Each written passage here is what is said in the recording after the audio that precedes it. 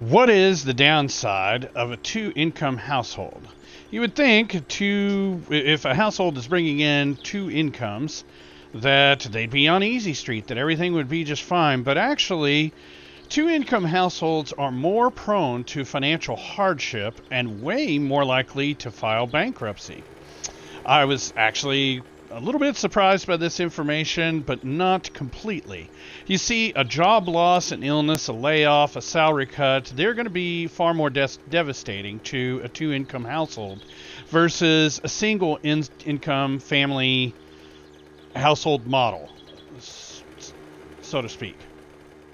And as I was doing research on this subject, I actually found a surprising ally in Elizabeth Warren. I know I don't really agree with many of her far left views on things, but it turns out she wrote a book with her daughter, Amelia Tiagi, in around 2003 called The Two Income Trap.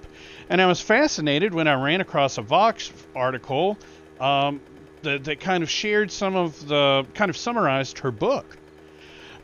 So when you have a two-income household, that tends to lead to an increase in expenses, and especially when children are involved. There's, of course, increased childcare costs, which eats into a lot of that secondary income.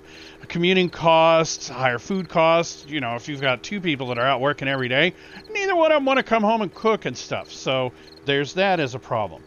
Of course, two-income families tend to also have a higher house payment, since house payments tend to be off of 30% of your income. When you combine the income, that's going to be a much bigger house payment, which you'd think would be a great thing, except when there's a job loss, something of that nature, and you're then trying to make the house payment and all the bills on just one income.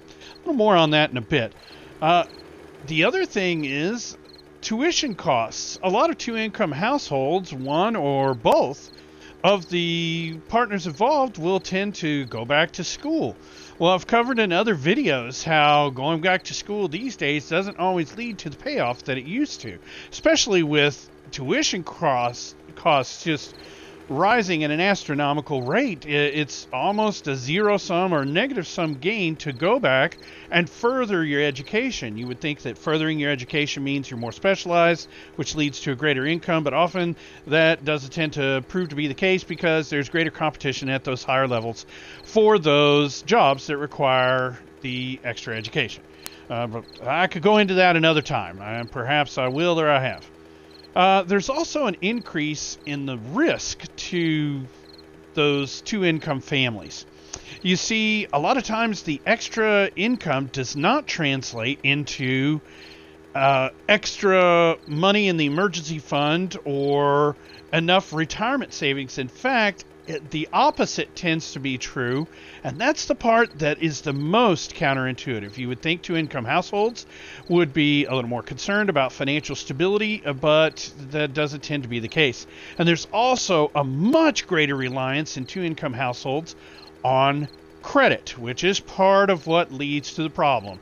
I've talked about it before. I'm sure to you guys it's becoming a regular mantra of mine. You know, no emergency fund, no retirement savings, big-time credit debt is just a bad recipe. In two-person single-income models, in the event of a job loss, the non-worker in the partnership could step up and kind of bridge the gap, maybe go to work or find a way of supplementing the income while the main breadwinner either recovers or looks for a new job, things of that nature. And on a personal level, we discovered this back when I was laid off from Providian shortly after 9/11. I'm not going to go into everything that led to that layoff, but our company basically decided to pack up all of their offices that were on the East Coast and move everything back to the West Coast, which is where they were primarily based.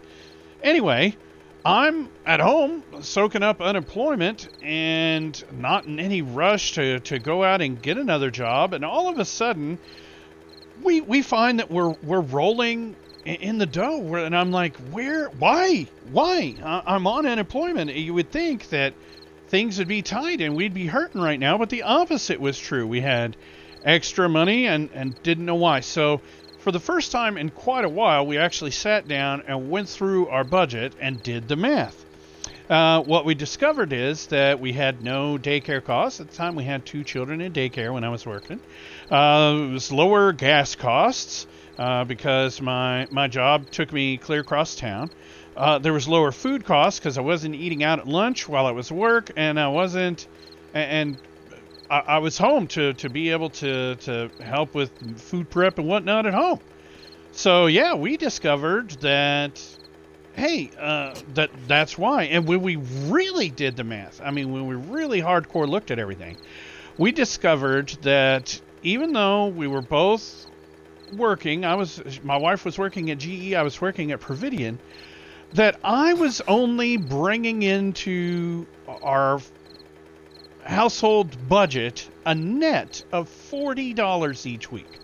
My wife had the better paying job at the time than me because I was working and going to school, and I was only bringing in $40 a week, $160 a month.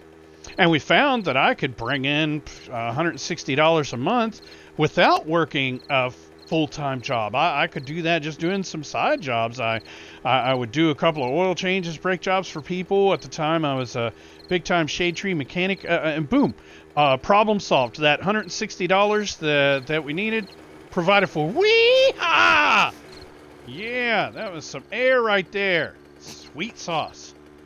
So, what is the point to all this? The point is, if you are in a 2-income household, then you two should sit down and take a real hard look at your budget and see just how much value that second income is bringing in. You might find that you're in a similar situation where most of the money that would be coming in is going out towards gas, towards food, towards childcare expenses, that you're relying on credit more, that you don't have an adequately funded emergency fund, that you guys are not each putting $6,000 away into your Roth, and you will discover that it might be better if you look at some other options, especially if one or the other of you is going to school thinking that that's going to translate into more money overall for your family.